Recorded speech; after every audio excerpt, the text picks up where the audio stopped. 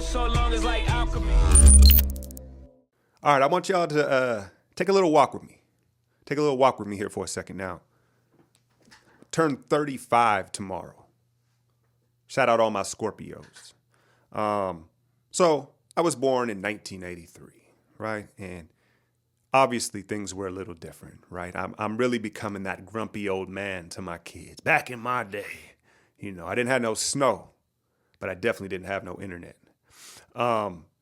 So, being biracial, mixed, light-skinned now is what y'all call it, right? And in the 90s, in the late 80s, that was a little bit different than it is now. I've talked, most of you know, I've coached, worked at schools and worked with the youth. Nowadays, it doesn't really matter where you are in the United States. You see a lot of people that look like me, a lot of kids that are biracial, mixed kids, light-skinned kids. And it's just kind of accepted, people, don't question it. It's just part of life. You look at the NBA, right? When I was a kid, it wasn't quite like that, right? The racial lines weren't as blurred and things were different, obviously. And because of my environment, now I changed schools a lot and I had a good childhood. I did. Shout out the Bay, shout out NorCal, shout out the Valley. And not the Valley y'all thinking about. But anyway, part of your environment shapes you, right? And in this time where there was living in a place where there was mostly white kids, how I established my identity was through sports and through basketball.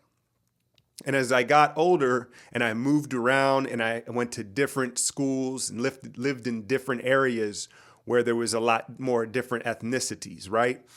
It was always my identifier, like, oh, he can hoop. He can hoop. Oh, he's a crazy athlete. And it kind of just, it was part of my identity as a youth, and that formed me to where I am today, where it's just really a part of my core. Kevin Durant, as a basketball player, naturally is never going to be a good playmaker. You say, wait, what do you mean? What do you mean? Right. And that was my story, my environment. I wanted to give you all a little personal tip on it, right? Your environment forms who you are in your traits and characteristics, right? And that's with every athlete too. And Kevin Durant, being the freakish athlete that he is, I won't call him a freakish athlete. He has freakish attributes, right? 7'1", moves like he's 6'2", right? He has never really had to make decisions in basketball games. He's never had to really be tricky, right? He's never had, because all he has to do is elevate where he wants and when he wants, and he's been rewarded for it time and time again, right? And so that's formed him as a basketball player. And that's what I mean by he naturally will never have playmaking senses and make great reads on the court because he never had to, right? And what we're seeing right now is he is reverting back to hero ball, reverting back to his nature. And it's looking ugly, right? And we want to get into the schematics of things here a little bit, because what we're seeing is the league is adjusting, different defenses, switch all defenses. And the bottom line is what's happened is his pull-up mid-range game has become too predictable. And their guys are meeting him at his spot in that little pocket. And what you're actually seeing is you're seeing the defender, the on-ball defender, when there's a high pick and roll, they're actually going under the screen and then challenging the shot from behind. Meanwhile, he's being contested from the big who's dropped to his sweet spot, right? So he's actually being contested by two defenders. But KD, he's so gifted, right? He's hard-headed. He's been rewarded for it his whole life. And so that needs to change. He's going to have to reintegrate the three ball into his game, right? But ultimately, ego checks are a good thing for us all. They really are. So this time away with no Steph, now no Draymond, right? It's a real ego check, and he's going to have to attack things a little bit differently, and I'm confident he will, because in his core, he is a real basketball player, right? He truly loves the game, so he'll be able to adjust. He just hasn't had too much, right? Again, his environment. But the real question moving forward is does this push Durant closer to the door? Is this showing him like why he wants to leave? And you look at all the social media and all these memes of Durant needing Curry, right? Is that pushing him out the door? Or is that helping him realize like, yo, I need the chef? Or not necessarily, I take that back. I don't want to say that because no basketball player, we're talking about basketball, he doesn't need shit. He could retire today. But is it making him appreciate playing alongside the chef and appreciate Draymond Green despite their falling out, right? So that's something that's remained to be seen, and it'll be interesting to see how this plays out moving forward. We got such a long way to go, man. It's not even Thanksgiving, right? But that's the right now with this depleted roster and what you're seeing with Kevin Durant in his hero ball, he's never had to make these decisions is what I'm trying to explain, right? And that one schematic thing is he's got to start shooting the three ball. He's got to start keeping the defense honest because they're all the defenses are collapsing on the elbow line at the free throw, and he's getting contested from behind, from the side, everywhere, right? Kerr can do him a favor, and you saw that towards the end of the San Antonio game where he was working in the corner. Because if you turn baseline, the help isn't there. There is no way to get help, and that's one way to counter that. Let's address Klay Thompson. And despite what we all like to believe, Klay is not egoless. Klay has an ego, and Klay is in a contract year. And Klay has fallen into playing hero ball alongside KD. Now, his intentions are probably good. He probably thinks it's out of necessity, right? And he's going along with it. But that's why we're getting this ugly, ugly stretch of basketball on this Texas Triangle. And you say, man, oh, Klay, the percentages. All the analytic nerds are going to point to the numbers and the percentages, right? But you have to put context behind the numbers. Klay, yes, he's leaning. He's discovering some new aspects of his game, particularly off the bounce, where if you're a hooper, you know that you're going to tilt. You look at Kobe, Reggie, all these guys that shoot great off the bounce, the leg kick, the fade, Steph, Dame, all these guys do it. So he is leaning and discovering new things and different ways to be dynamic in his shot. But the reality of it is Klay's not off. His shot selection is off, right? He is forcing bad shots, trying to do more than he probably should, and following kind of KD, following long suit with KD. So, it's not too, like, again, I brought up, it is a contract year. So there is a slice of that he's trying to show that he can do more.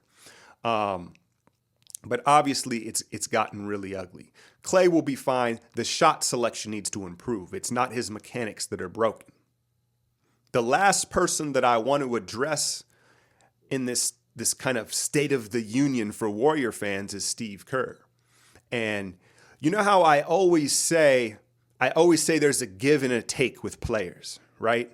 And just take a look at KD. He wouldn't be this great ISO god, this efficient scorer, right? If he was a great playmaker. It doesn't come hand in hand. It doesn't work like that. But the give and the take, it's not just with players, it's in everything, and it's with coaches. And you look at Steve Kerr, and honestly, with the drama that's going on around this team right now, and as far as managing the egos of this super team, there is not another coach in the league that I'd rather have for that job. I think Steve Kerr truly is great at that, and that is the take with Steve Kerr, right?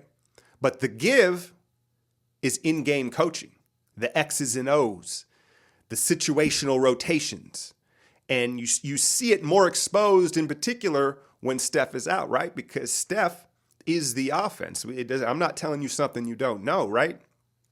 And again, it's the give and the take. You can't have both. If you look at guys like Brad Stevens and Nick Nurse, these guys that are professional coaches, meaning they weren't converted players, when they started coaching, they started at square one, at the very bottom, right? And so their foundation is stronger as a coach. And where you see that is in game. Their X's and O's, rotations, when to call timeouts, things like that. They just have way more reps. They have way more reps than converted coaches from players, right? And you say, well, they've played in the NBA. Yeah, but it's different. When you're a player, there's always going to be a part of you that views the game as a player. And so that's one advantage that these professional coaches hold over the converted players. But they can never pull the trump card of what Kerr can do. Oh, this one time when Jordan, we all remember the infamous Jordan story to KD in the playoffs a season ago, right? But the clout, the respect, and the understanding of what's going through these superstars' heads, the professional coaches will never have that. Again, it's a give and a take. Now, I don't want Warrior fans to panic, man. This is actually fun to me. I'm not even going to front to you. In some sort of sick way, I'm kind of enjoying this because it's breaking up the monotony of winning. Dare I say that? Yeah, that was shut your mouth, Alchemy, right? That's being a little cocky, right? But it is what it is. I'm kind of enjoying it. Short-term solution for, until, you look ahead, there's OKC, there's Portland, even Sacramento has been running teams out of the gym up in Sac. So this losing streak, it may not end. You may see them lose 5, 6, 7 in a row, depending on when Steph gets right. But a short-term solution, back to the schematics of what's going on, the hero ball needs to stop, right? And what that means, to break it down a little more, is it's not just playing iso ball. It's trusting. You got to trust these other guys. Jerebko deserves to get more attempts, especially from the three-point line. Quinn Cook showing what he's doing. So play basketball. Play basketball. Just make the right basketball play. Make the pass, fill the lanes, and that's Warriors basketball, and that's what they need to get back to. But another thing that I think is an underlining issue with this team moving forward, and you're seeing how the league is adapted, I point to Milwaukee, I point to Toronto, is the lack of spacing. Sean Livingston and Andre Iguodala, let's keep it a buck. This looks like this is it for them. This is their final year. But with them both on the floor, you combine that with Kevon Looney, and the spacing is completely sucked in. And so a short-term solution to that is, are y'all ready for this? Y'all ready for this? Kevon Looney and Damian Jones need to start shooting three balls. Now, I'm not saying they got to put them up like Brook Lopez. I'm not talking about 7, 8 3-pointers a game, but I'm saying 2 or 3 from the corner and from the top. And you say, that's great. No, if you pay attention, if you're a real Dubs fan and you be watching the practices and all that shit, the warm-ups, those boys work on their threes. Go look at Kevon Looney's summertime run at Rico Hines. He's been working on the three ball all summer. And so they need to sit Looney down and say, hey, man, your minutes are going to get cut unless you start shooting that three when it's open. And it's just to keep the defense honest. All he needs to do is hit one, and all of a sudden, it puts a little bit of doubt in that defense, and they're not all just sucking into KD and Clay. And so, and if I question whether, even if they're told to do so, because I have a feeling they've been green lighted already and they just don't have the confidence, but they need to be forced to do it. If you look around the league, you're seeing guys shoot threes that have no business shooting threes. And I'm not saying high volume, but they need to stand out there and see what it looks like.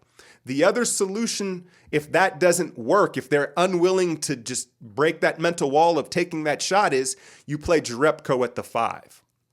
Space the floor, enable KD and Clay to at least play 4 and 5 out at times during this time while we have Steph out and Draymond recovering, right? That's a quick solution.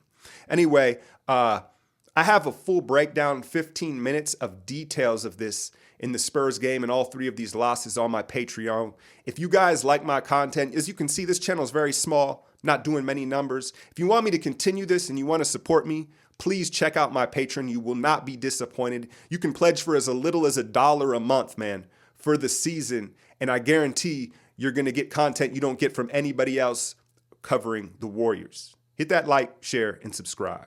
I'm out, y'all. So long as like alchemy.